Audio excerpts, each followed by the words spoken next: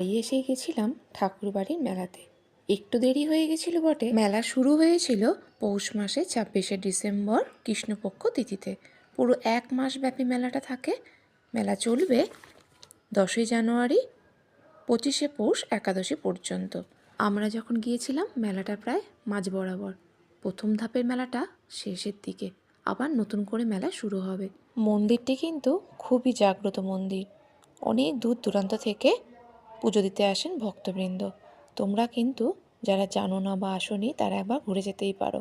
কুলুপ, চিড়ে এগুলো প্রসাদের থালি, যেগুলো এখানেই পেয়ে যাবে। কিন্তু গৌরনিতাইয়ে নিত্য পুজো হয়। আর পাশে রয়েছেন ভোলানাথ। মন্দির থেকে একটু নেমে গিয়ে দেখবে একটা গাছ রয়েছে। এটা একটা শিউলি ফুলের গাছ। এটাকে বাঞ্ছা কল্পতরু বলা হয়। সবাই এখানে দেখো ঢিল বেঁধে তার মনস্কামনা পূর্ণ করেন। এই সেই অপরাধ ভঞ্জন স্নানঘাট যেখানে নদের নিমাই মস্তক মুন্ডন করেছিলেন।